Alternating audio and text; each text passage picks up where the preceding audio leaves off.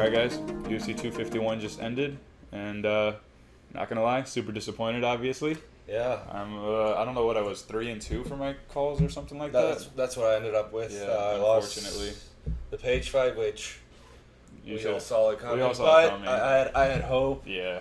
And then the last fight, which it was just unfortunate, man. If I was counting correctly, we had about 1,000 foot stomps to 10 head kicks.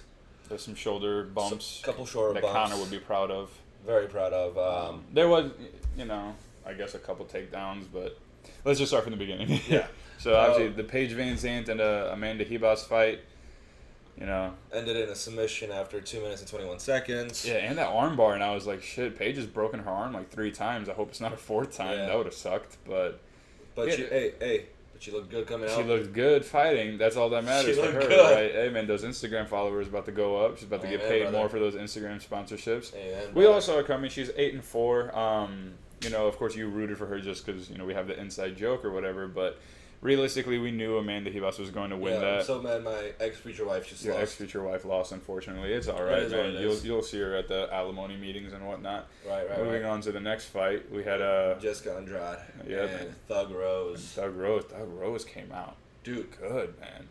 That's what should have happened the first time they fought. It basically was until she got dumped on her head. It was, yeah. Yeah. Thug Rose, she was dominating the first 2 rounds, and in the 3rd round, Jessica kind of... She was landing some very big strikes. Yeah, but she had that big old bump under their eye. And that was the thing that was expected is, Jessica Andrade is a lot stronger, but Rose is so lanky, and, she plays her good jab. Almost like the Diaz. She plays her jab and cross from afar pretty well, and I think that's what got her the success in the 1st and 2nd round.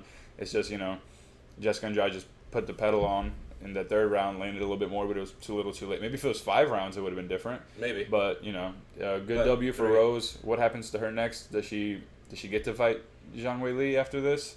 I think so. Yeah. I think she deserves it. I mean, she was champion. She lost to Jessica. Now she just beat Jessica. So there's nobody else there. she's Joanna's lower. So what is she going to go down and fight Joanna? And Joanna, So yeah, let her fight Zhang Weili, which I think Zhang destroys her. Honestly, I don't know, dude. Thug Rose is a beast. She is, man. But Zhang's just so powerful. She gets in your face, and just her boxing is incredible too.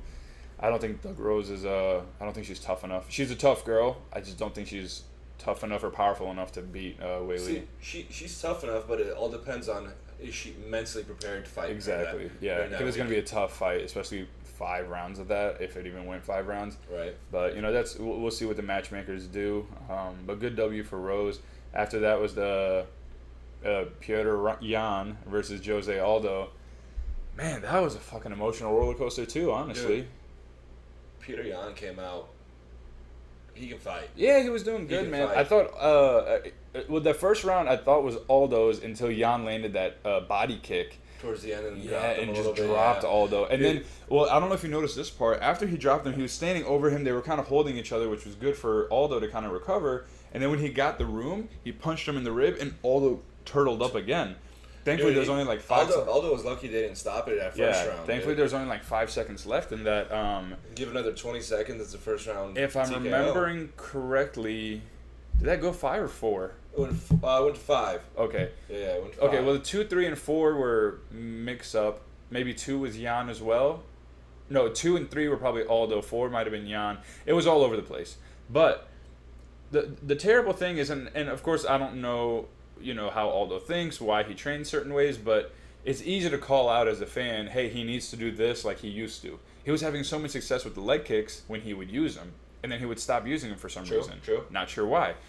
He doesn't throw combinations like he used to. Back in the day, Aldo was a sniper for headshots, and his most famous combo was like a right cross, left body hook, right leg kick. He doesn't do anything like that anymore. He kind of stands there and is like, oh, here's the 1-2, and then since he lost to Conor, he's just never been the same after that. I know we always mention Conor in all our videos. Yeah, unfortunately, he's the biggest star they've ever had. He's gonna come up.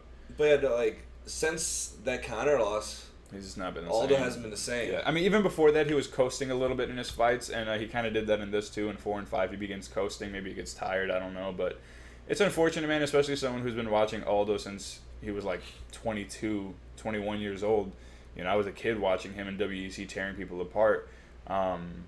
And then to see him now, it's kind of like, should he just retire at this point? You know, everyone wants to. He has a great legacy, so why he not? does. I mean, the thing is, does he retire? Does he maybe stay in but stop chasing the belt? I know that you can't do that as a fighter, but maybe just stay there and just get your W's. Just be on like Andre Arlovski. You know he's never gonna fight for the belt again, but he fights here and there. You know, he makes his money. He keeps his face out there. It's like I'd love to see Aldo continually fight, but maybe not top 5 guys. Maybe give him a 7 and an 8 or whatever. Yeah, I mean it was a great fight. Oh yeah, for sure. Probably good for Jan, the new champion. But I think we were all saying, or at least I was like, if Aljamain Sterling's number 1, Jan's performance tonight, it was impressive, but it didn't really impress me. You know, I think Aljamain Sterling wipes the floor with him. Yeah, Aljamain's a fucking beast. He's a beast. But we'll have to see when they fight, though. Well, yeah, we'll see when that happens. Jan seems fairly healthy, so maybe, I mean, we're in July. Probably by the end of the year, it could most likely happen. Yeah, I can see that happen. October, maybe November. October, November for sure. I mean, Petr Jan's a fucking beast. Yeah, for sure. Good for him. Moving up that card, we had Alexander the Great, worse. Bless Holloway. Flip a coin, brother. Flip a coin. Who knows? A lot of people are saying Max. I've been using, my buddy Nick put me on this app called Verdict. And that's what I was doing when I was sitting there. It's you can live score it, and like your friends follow you, and you can see what they scored, the rounds and this and that. Live scoring it, I believe I had Volkov winning. I had 1 and 2 for Max. 3 and 4 for Well, Alex. 3 was a huge toss-up, but I remember as I was watching, I was like, you know what? I think Volkov, and I just voted for that one. And I was like, I don't know. You know, honestly, I'd have to rewatch that 3rd round. I know 1 and 2 is Max, 4 and 5, in my opinion, were Volkov, barely. 3, if I could rewatch that 5 minutes, that would help me decide. But scoring it, I thought Volkov did enough to retain his belt. That's one thing, is it's not written in any rules that you have to, you know, significantly beat the champ to take the title, but everyone kind of knows if you barely scratched a hair farther than him, are they really gonna, you know? Doesn't matter if he beats you by a mile. I know, I understand, but in the judge's eyes, you know, it's like, well, he didn't really do enough. Especially, we've talked about before, 4th and 5th rounds. Max looked good though. Max looked very good. He looked really good during that fight, man. One thing I think, he didn't switch stances at all. No, dude, that fucking lead leg was getting torn up. And I think in that first fight, he kept switching stances. That could have been his problem. In this fight, he stayed in what he's most comfortable with, even though he can switch pretty well. He stayed in his most comfortable position. I think that's why he was having so much success. Yeah. I mean, I think if Max has a true full camp, where he can instead train of having a Zoom camp, I think he can beat him. Yeah. Do you think they run it back a 3rd time, or does Max have to fight some other people and then come back? I think Max has to go fight somebody else. Yeah, there's no way they're going to do a 3rd in a row. I mean, this is 3 losses for Max in a row now? Yeah, Dustin and then Volkov twice, yeah. So that's 3 in a row for Max. Not a great... Yeah, it's That's not a good argument for a 4th, yeah. But both his fights against Alex went to distance. Yeah, I thought the first one was definitely... toss up. I mean, both of them were toss up. Well, I thought the first one was for sure Volkov. At least like 4-1. And then this one, when, you know, he was saying, I'm going to go out there and I'm going to make a statement, I'm going to put him asleep so nobody can argue that he won. I knew that wasn't going to fucking happen. It's downright impossible to put Max Holloway out. So I was like, okay, it's gonna go to decision again, and I had Volkov winning. It was just so close, but like I said, as I was live scoring it, I gave it to Volkov.